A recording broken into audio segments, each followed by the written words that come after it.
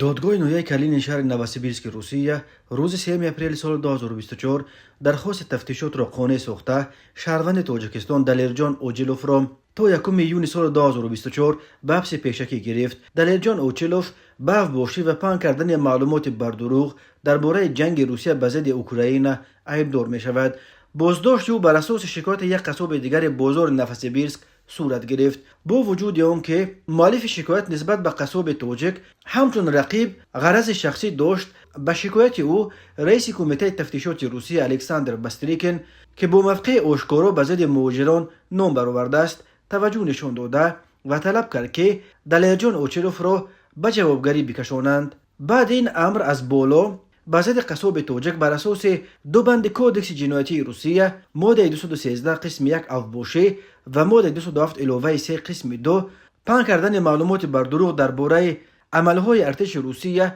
پرونده جنایتی گشودند. حالا در روسیه حتی برای آنکه جنگ ضد اوکراین را نه عملیات مخصوص حربی بلکه جنگ نام برید می توانند به ضد شما پرونده گشایند. خود دلیرجان اوچیلوف و یا نزدیکانش برای شرح قضیه دسترس نیستند، ولی کانال رسمی دادگاه ولایت نوسیبیرسک در شبکه کنتاکت خبر داد که بنا به فرضیه مقامات تفتیشاتی دلیرجان اوچیلوف از فوریه سال 2022 تا 19 مارس سال 2024 در دو مرکز سودای شهر نوسیبیرسک در محضر عام درباره مقصد و شیوه و جریان عملیات حربی در قلمرو اوکراین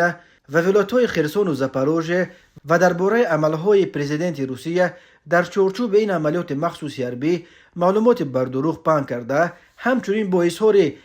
به احترامی یقین در زمینه عداوت ملی نسبت به شهروندان روسیه نظامیان وزارت مدافع روسیه که وظیفه خود را در چارچوب این عملیات مخصوص حربی اجرا میکنند با الفاظ قبیح و پردشنام اظهار نظر میکرد، زنان روس را تعقیل میکرد و همچنین قرار پرزیدنت و حکومت روسیه درباره دایر کردن عملیات مخصوص حربی را محکوم میکرد. اوچیلوف سال 2012 از تاجیکستان به روسیه آمده، سال 2021 حق اقامت گرفت و تازه ماه فوریه سال 2024 برای گرفتن شهروندی روسیه عریضه داده بود. اکنون گمان است که به او شهروندی روسیه را بدهند. به بالا این خبر میدید خدمات مطبوعات دادگاه ولایت نوسیبیرسک معین کرده شد که اعضای عائله او، زن و فرزندانش از ماه نوامبر سال 2022 در قلمرو روسیه غیر قانونی به سر میبرند. قرار حبس پیشکی دلیرجان اوچیلوف هنوز قوه قانونی نگرفته است. به قصاب تاجیک بر اساس قسم اول ماده 213